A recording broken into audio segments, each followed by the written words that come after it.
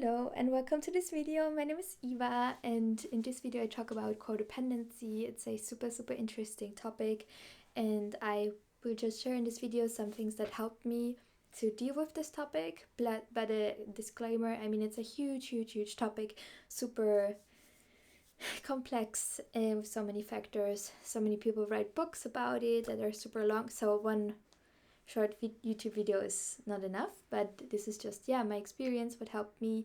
But if you're struggling with codependency or you have feelings that you have it, please seek professional help. We are a therapist or something of that sort who can help you with your specific situation. That's really important to say. So for me, how I understand codependency for me is that it is an over focus on another person's feelings and choices. So you feel responsible for another person's feelings. So for example, you have a partner and this partner comes home from work being just in an angry mood because work was stressful or something didn't work out. So you feel super nervous and you feel like it's your responsibility to make your partner happy. So you over focus on the other person. Or if you have, for example, partner or a parent or a friend, whatever it is, and they make certain choices that are not optimal, it can feel for you that you have to focus the other person from their choices. So for me, it feels like you over focus on the other person and let go of that connection with yourself. So for me, that is kind of a root definition of codependency. And some signs of codependency that I came across that really describe codependency for me is, for example, if you feel that you're responsible again for other people's feelings and choices, or you try to rescue them, you try to fix them, you try to make them feel better or solve their problems for them. You might also feel frustrated and resentful as a consequence of that, because for example, imagine you have a partner and that partner is addicted to alcohol and you try for your partner to make him quit that addiction, and so you feel like you invest so much in your partner that you don't take care of yourself in a way, that you don't do your hobbies anymore, you don't go out with friends anymore. So slowly you can build that resentment towards your partner, even though in some ways it's also your choice that you spend so much time on your partner and let go of yourself and your own needs.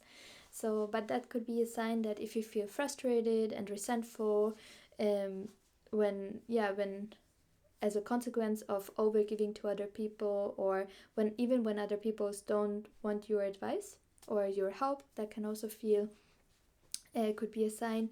Another sign could be that you derive a sense of purpose from taking care of others, and that also another sign could be, I mean, just because you have one sign doesn't mean that you're codependent. It's just some signs that could be in correlation with codependency. So another sign could be that you have just trouble saying no or setting boundaries. And also maybe in a work context you can set boundaries, but when it comes to your family or to your romantic relationships, it can be really hard to set boundaries. So for example, if your parent asks you to spend time with them, it can be really hard for you to say no because I want to go on vacation or I want to take time for myself. So it's this internal battle with yourself about what you want versus what you feel you're obligated to, and it can feel hard to set boundaries. Another one could be that you're afraid to have healthy conflict, to actually say, hey, no, this is what I need, and if you're not okay with that, then we have to have a certain discussion with that. So it can feel like you're avoiding these hard conversations. That could be a symptom. Another one could be that you prioritize other people's needs over your own needs. And of course, it always depends. If you have maybe a partner who is sick, sometimes you need to prioritize your partner over yourself by saying, okay, I will take care of my partner while he's sick, so I will not meet with my friends. But if this is an ongoing pattern in multiple of your relationships, and when it's not just for a week or for a month, for a time of period where your partner or a parent needs you, but it's an ongoing pattern, that could also be a sign of codependency. Another one, that you're just very hardworking and over responsible, and you give a lot and you feel exhausted, and you also feel as a consequence quite resentful towards life, towards your family, your friends, your partner, and towards yourself. So that could be another sign. And what also could be that you fear people abandoning you. So you feel that, okay, if I don't overachieve, if I don't overgive, if I don't take so much responsibility, they will leave me. So it feels a little bit like you're not free to be yourself, to live your own life, because you're always afraid that they will stop loving you. Another sign could be that you have low self-esteem, you feel like you're not good enough, and it feels like you want to stay in control by being over giving and over analyzing, and but in the end, you're harming yourself in that process, because you are not in contact with yourself. You don't take care of your own needs, of your own mental health. So yeah, so these could be some signs of codependency, or some codependent patterns. How to get out of this codependency? I mean, again, it's a really huge topic, so if you have problems with that, I would highly recommend to seek a professional help via a therapist, but these are some things that really helped me. So the first one is, instead of denying your own needs, prioritize yourself. So say, okay, what do I need for a healthy life? What makes me happy? Okay, work, then hobbies and self-care. So for example, I want to go, I don't know, it's summer, so you want to go for a swim, and so you miss out on some type of thing that you would usually go to, but instead you take care of yourself. So to keep practicing your hobbies, your passions, to take care of yourself in a way. Um, yeah, another one that I would highly recommend is to practice boundaries, because boundaries is such a huge thing on how you can kind of keep that connection with yourself, how you can protect yourself, how you can keep that good relationship with yourself intact by saying, for example, okay, this person is not good for me, so I will minimize contact with that person. And or for example, if someone offers you an opportunity for work, but you're already overworked, that you say, no, I cannot take any more work on. So you set a boundary in that way. So setting boundaries is really an act of self-love, especially for people who have the tendency to codependency. It's such a huge game changer to learn how to set boundaries, to say like, I'm actually a valuable person, so I deserve to have a good life, and I will protect that good life with my boundaries.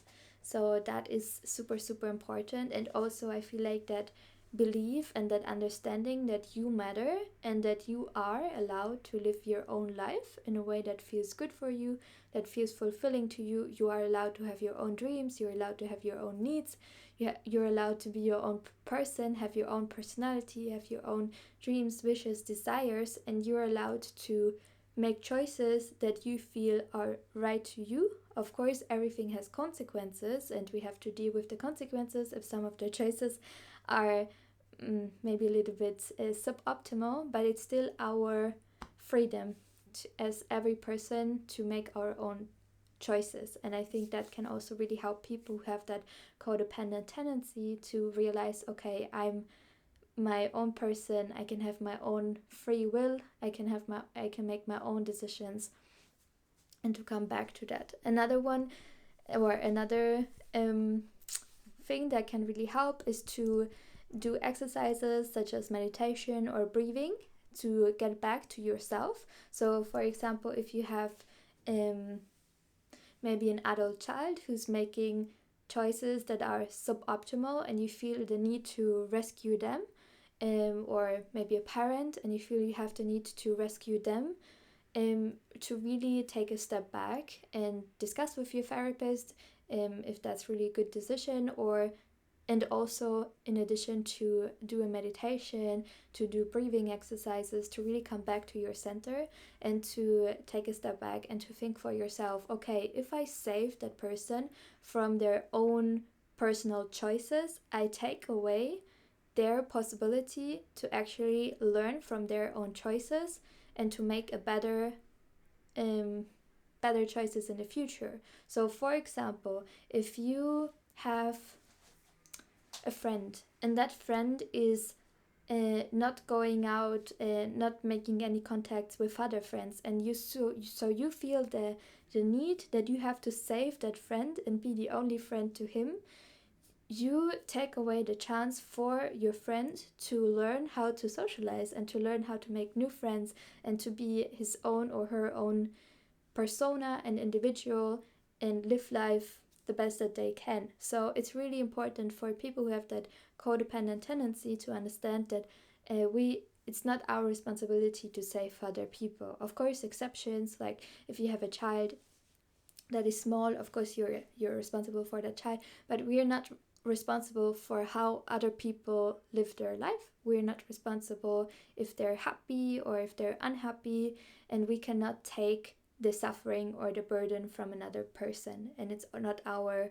responsibility to do that. We are only responsible for our own life and for our own happiness, for our own inner safety and inner balance. That's what we are responsible for, but we are not responsible for saving other people. And by saving, quote unquote, other people, we might oftentimes take away the opportunity for them to learn from their own mistakes. So we are actually doing something negative. We try to do something positive, but we are doing a subservice, something negative towards the other person, because they cannot learn from their own behavior or misbehavior. So that is really, really important, or I found it to be super important, to always come back to my inner balance, to meditation or breathing exercises, and to repeat to myself, I'm only responsible for myself. I don't need to fix or rescue or help other people, and other people are allowed to and should learn from their own behavior so that they can have, if it's possible a positive behavioral change. No, so yeah. Another one is to stop seeking approval from others. Obviously that's easier said than done, and it would be great if you have a therapist that you can work this pattern through. But it's if you seek your validation from external factors such as material goods or people who look up to you, whatever it is, it can be easy to lose yourself, to lose connection to yourself. For example, if I would make videos on topics that I would know, okay, people want to watch it, and I would just make videos only about that, it could be easy that I actually let go of who I am, what I want to post about, and lose connection to myself, and then wake up one day and feel resentment towards this whole YouTube channel because I became inauthentic to myself. And I think and that is just one example, but the same if you, for example, stay in a job that pays you a lot of money but you're very, very unhappy with, but you get that certain look from other people who look up to you because of your job position, but you feel miserable about that. If you seek your validation from other people instead of from yourself, you can really be super unhappy by staying in that job that makes you unhappy. So yeah, it's really important to seek our approval from ourselves, because that's when we can actually become free human beings and we can actually find back to our true essence of who we are, what we want, and we can live life in a lot better and more freeing terms. So, and the last one that I want to share in this video is to improve your negative self-talk. So people with codependency oftentimes have very negative self-talk, like I'm not good enough, I hate myself, what am I doing, I can't do anything right, I have to rescue this person, I hate this, etc., etc. And that's it's not a personal flaw, it's just something that you've learned either from your parents or from society in a way, or from coaches or teachers or people that are that were close to you, so those negative voices become in the end your own internal monologue, unfortunately. So it can really be helpful to seek professional help with that, and what's like one step at a time, change your inner monologue into a better one, into a more loving one, into a more compassionate one, into one that is not so black and white, like I hate myself for doing that, but instead saying, okay, that was suboptimal, but maybe next time I can make a better choice. So yeah, but it's a hard journey to change that inner monologue. It takes a lot of time, a lot of strength, but step by step it will be worth it. Also, what can help is to work on other things, such as what is people pleasing, what is perfectionism, and to work on those topics specifically, to let go of them, and ask for help also is super important. So that, because in the end, probably some people with codependency, we take our worth from oftentimes our achievements, and also from helping others, etc. So sometimes it feels uncomfortable to ask other people for help, but not like no person can always be strong. No person, no matter how intelligent or how professional, no person can always be strong. So each person, at least at one point in their life, they need the help from other people. So it's really important that if you feel in a bad situation, to ask for other people for help, let it be a professional or like therapist, coach, consultant, whatever it is, but to allow yourself, as an act of self-love, to ask other people for help. So that was the video. Now just some very short quotes that I really love about codependency. So the first one is, codependents are caretakers who try to take care of other people, including their abusers. So that's another darker topic. Maybe I will make another video about that. Another one is, denial is to the codependent what fingers are to a pianist. Letting go doesn't mean we don't care. It means we can't do it for them or for someone. Setting boundaries is not a sign of selfishness, it's an act of self-love. Self-worth comes from within, not from external validation. Enabling is not helping, it's prolonging the problem. Boundaries are like fences, they keep the good in and the bad out. You're not responsible for someone else's happiness. Codependency is a learned behavior, which means it can be unlearned. And you have the power to break the cycle of codependency and create a healthier, happier life for yourself.